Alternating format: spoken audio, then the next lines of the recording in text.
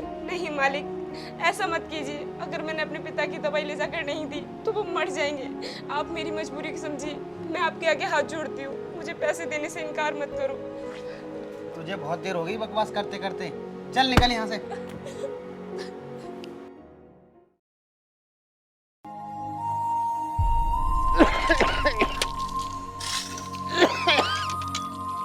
अनुष्का, अनुष्का कहाँ है बेटी? जल्दी आ। आई पिताजी।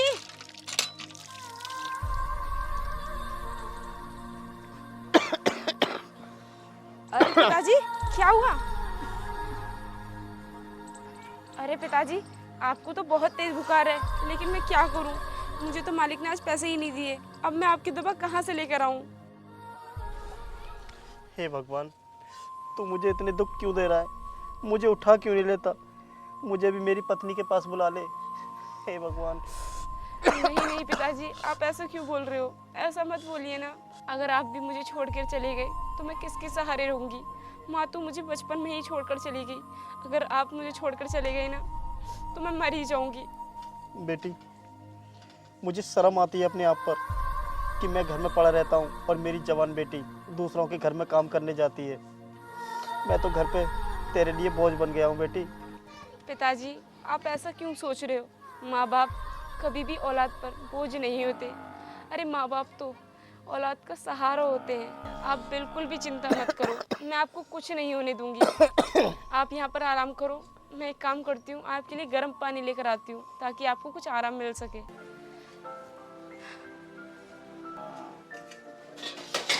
हे भगवान, मेरी जैसी लड़की हर किसी को देना। मेरा तो जीवन ही धन्य हो गया ऐसी लड़की को पाकर।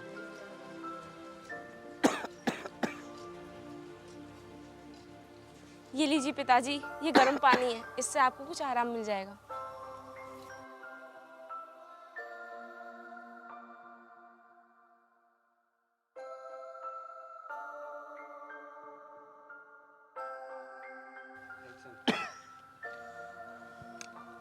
पिताजी, आप एक काम करो, लेट जाओ, मैं आपका सर दबा देती हूँ।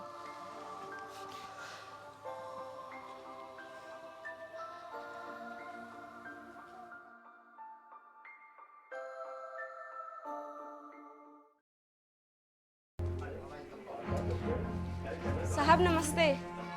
नमस्ते।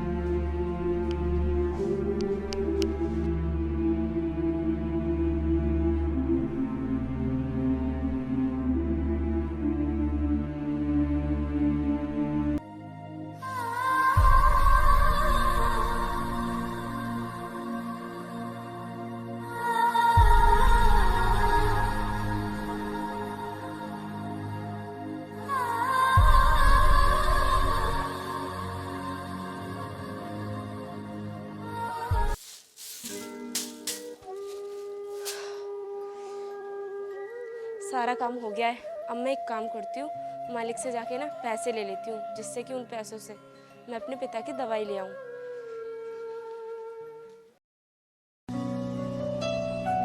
मालिक। हाँ बोल ना, मालिक मालिक क्या लगाए पड़ी है? वो मालिक, मैं ये कह रही थी कि मुझे ना कुछ पैसों की ज़रूरत है।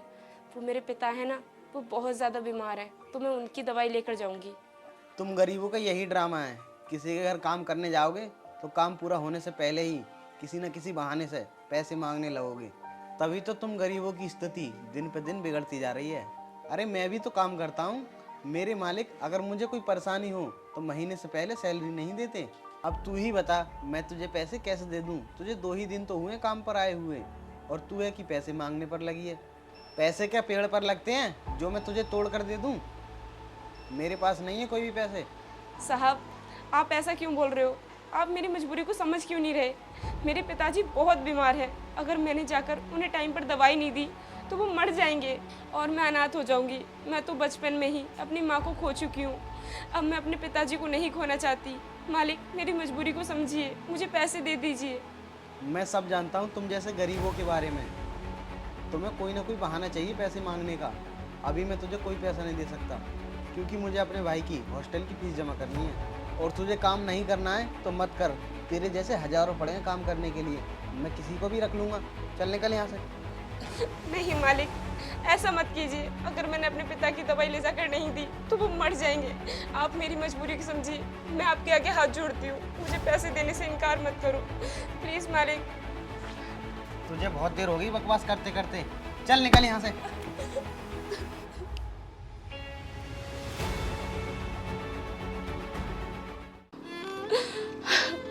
मुझे लगता है कि अब मैं अपने पिताजी को नहीं बचा पाऊंगी। अगर मैं अपने पिताजी को नहीं बचा सकती तो मेरे जीने का कोई हक नहीं है, मर जाना चाहिए मुझे।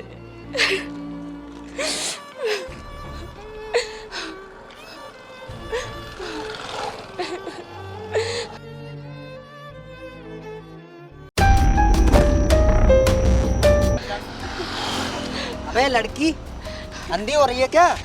दिखाई ना देता तुझे? अभी मर जाती फिर।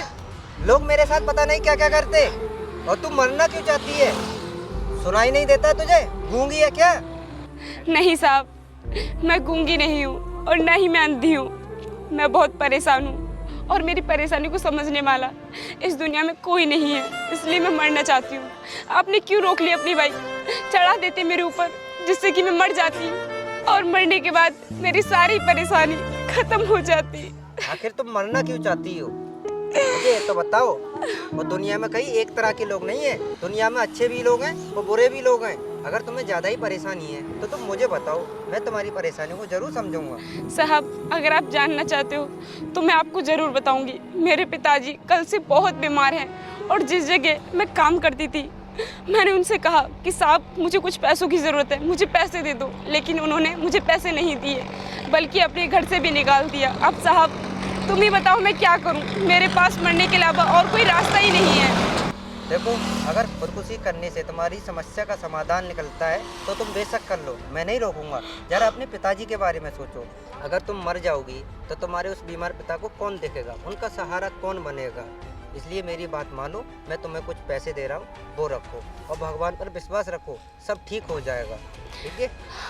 हाँ साहब, आप बिल्कुल ठीक कह रहे हो। अगर मैं मर जाऊंगी तो मेरे बीमार पिता का सहारा कौन बनेगा? ये लो पैसे, इनसे तुम अपने पिता की दवा ले आना और भगवान पर भरोसा रखो, सब ठीक हो जाएगा। अब मुझे कुछ भी क्यों ना करना पड़े, लेकिन कभी भी खुदकुशी के बारे में नहीं सोचूंगी। आपको बहुत बहुत धन्यवाद साहब, मैं चलती हूँ। ठीक है भाई।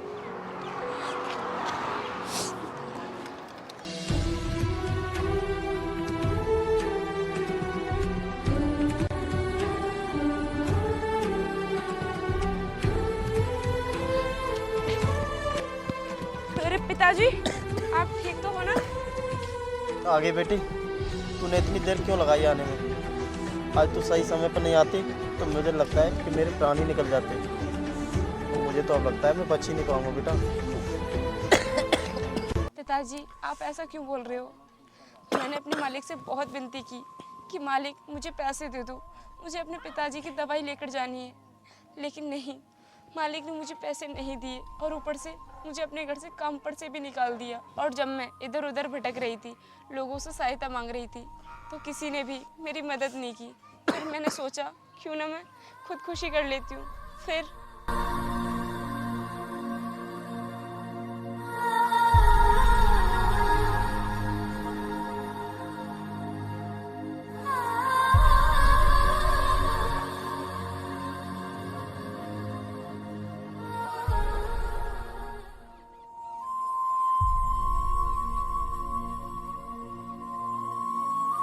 पिताजी, वो साहब बहुत अच्छे इंसान थे। अगर आज वो मेरी मदद नहीं करते तो शायद मैं आपको दिखाई नहीं देती। पिताजी, ये लो, आप ये दवाई पी लीजिए, इससे आपको आराम हो जाएगा।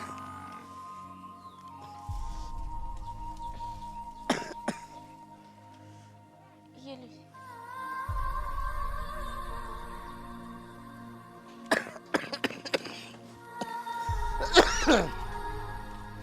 पिताजी, अब आपको आराम है? रुक जा बेटी, अभी तो मैंने दवा पी है, आराम पड़ते पड़ते ही पड़ेगा।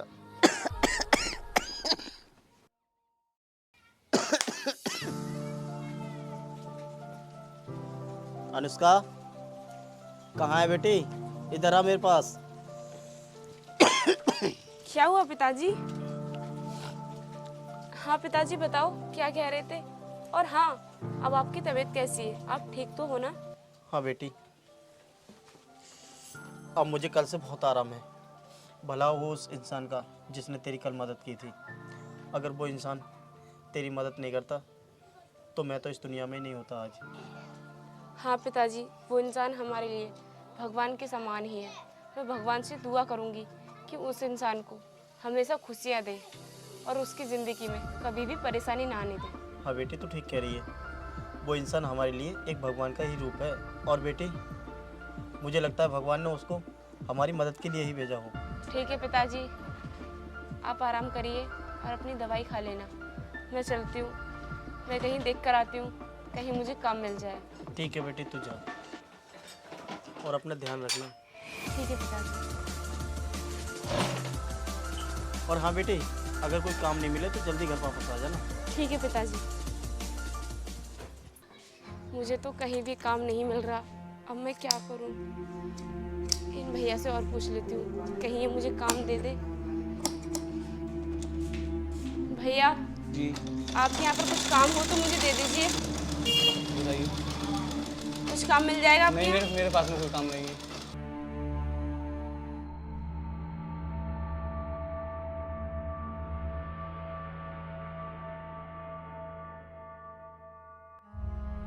साहब, अगर आपके पास कुछ काम हो तो मुझे दे दो। मेरे यहाँ कोई काम नहीं है और मेरे यहाँ जो काम है वो आप कर नहीं पाओगी। आप कहीं और जाके काम देखो जो आपको मतलब का हो।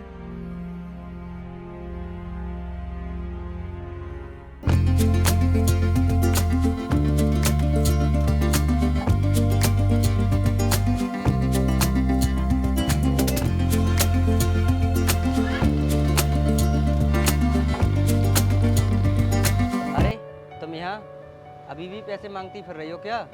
अरे नहीं बाबूजी, मैं तो आपका धन्यवाद करना चाहती हूँ, क्योंकि अगर उस दिन आप मेरी मदद नहीं करते तो मेरे बाबूजी शायद इस दुनिया में नहीं होते। साहब, आप तो मेरे लिए इंसान के रूप में भगवान के समान हो। अरे हम कोई भगवान नहीं है, हम भी तुम्हारी तरह इंसान ही हैं और इंसानी इंसान के काम नहीं आएगा तो किसके काम आएगा? लेकिन हाँ, तुम एक बात बताओ, तुम इधर क्यों घूम रही हो? साहब, मैं इधर ना काम ढूंढ रही थी, लेकिन किसी ने भी मुझे काम नहीं दिया। अगर मुझे कुछ काम मिल जाता तो उसी काम से हम लोग अपना गुजर बसर कर लेते। मैं तुम्हारे काम की बात जरूर करता, मगर अभी मेरे पास टाइम नहीं है। मैं तुम्हारे काम की बात फिर करूँगा, अभी मैं चलता हूँ। ठीक है? ठीक है साहब। अरे साहब, साहब रुकिए, आपका पर्स गिर गया। साहब तो मेरी बात सुन ही नहीं रहे। मैं इस बैग को खोल कर भी नहीं देख सकती कि इसमें क्या है। मैं एक काम करती हूँ, यहीं पर इंतजार कर लेती हूँ, शायद साहब दोपहर के बाद यहीं से लौट कर जाए।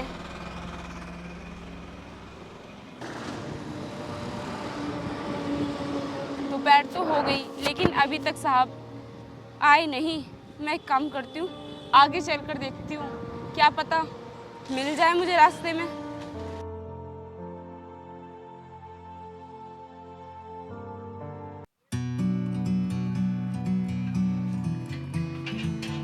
अरे अजय भाई यार, खाना लगाओ। अरे सर जी, इतने दिनों बाद आए हो आप, उदास कैसे हो? अरे क्या बताऊं यार, आज पैसों से भरा बैग गिर गया। सुबह लेबर का हिसाब करने जाना था, बहुत बड़ा नुकसान हो गया मेरा। लेकिन तुम एक बात बताओ, तुम्हारे यहाँ कई सारे लड़के काम करते थे, वो कहाँ हैं? अरे क्या बताऊं सर, लड़कों से हो गया हूँ परेशान। 2-4 दिन काम करते हैं और भाग जाते हैं। अगर आपकी निगाह में कोई काम करने वाला हो तो आप बताना, बड़ी मेहरबानी होगी आपकी सर।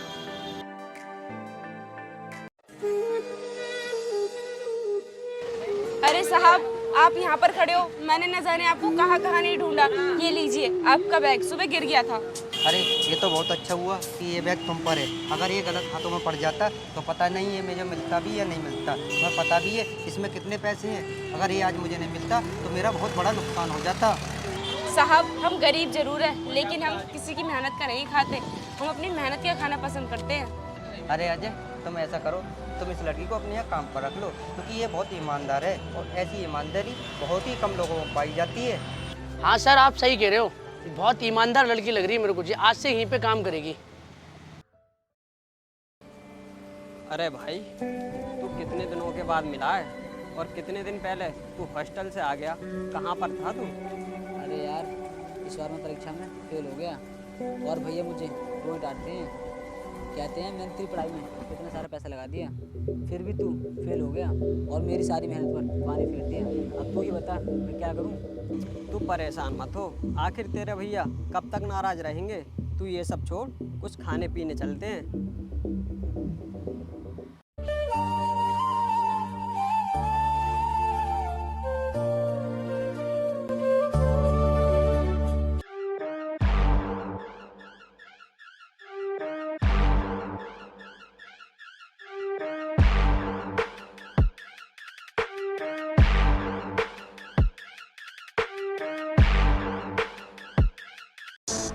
भैया आपके लिए क्या लगाऊं? अरे भाई, ये तो वही लड़की है जो हमारे घर पर झाड़ू पोंछ के काम करती थी।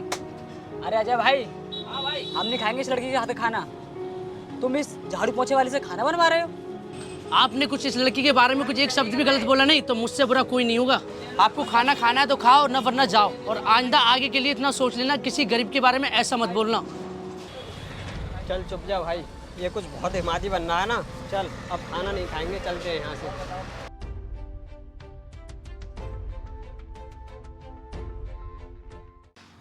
अब तो मुझे काम भी मिल गया और जो बात भैया बता रहे थे वो बात मेरे पिताजी भी बता रहे थे। अब मैं इन दोनों की बातों पर खरी उतरूंगी और देखना एक न एक दिन मैं कुछ जरूर बनकर दिखाऊंगी।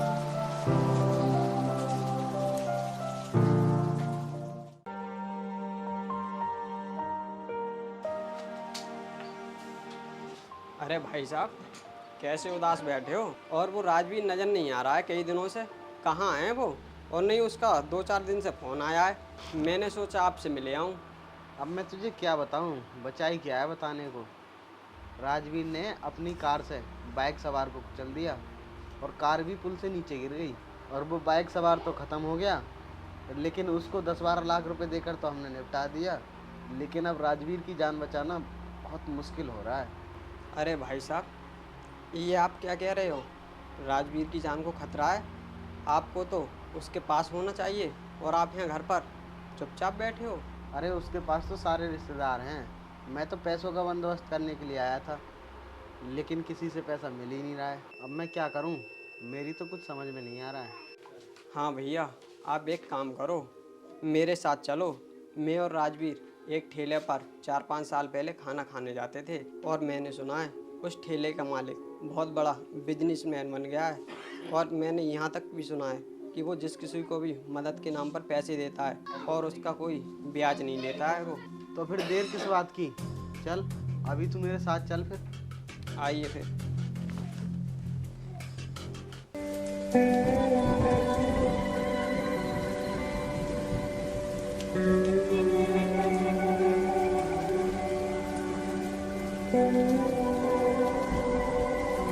अरे ये तो वही लड़की है जो मेरे यहाँ झाड़ू पोंछे का काम किया करती थी, लेकिन ये यहाँ कैसे? हाँ भाई साहब, आप ठीक कह रहे हो, मैंने भी इसे ठेले पर काम करते हुए देखा था। अबे ओए लड़की, कहाँ है मालिक? जरा उनको बुला के ला, हमें उनसे कुछ पैसों के बारे में बात करनी है। मैं ही यहाँ की मालिक हूँ और मेरे अलावा यहाँ पर कोई भी मालिक नहीं है। बताओ क्या बात है? ए लड़की, तू अपने आप को कुछ ज़्यादा ही होशियार समझ रही है। कुछ दिन पहले तो तू इधर उधर काम करके अपना गुजर बसर करती थी और तू इतनी बड़ी कंपनी की मालिक कैसे बन सकती है? अच्छा, तो तुझे ये जानना है कि इतनी बड़ी कंपनी की मालिक मैं कैसे बन गई? तो सुन, जब तूने मुझे अपने घर से निकाल दिया था तो मैं रोडों पर भटक रही थी, लोगों से भीख मांग रही थी, लेकिन किसी ने भी मेरी मदद नहीं की। फिर मैंने सोचा क्यों ना मैं जाकर सुसाइड कर लूँ, खुदकुशी कर लूँ। जब मैं खुदकुशी करने के लिए जा रही थी तभी मुझे एक साहब मिले, तभी उन्होंने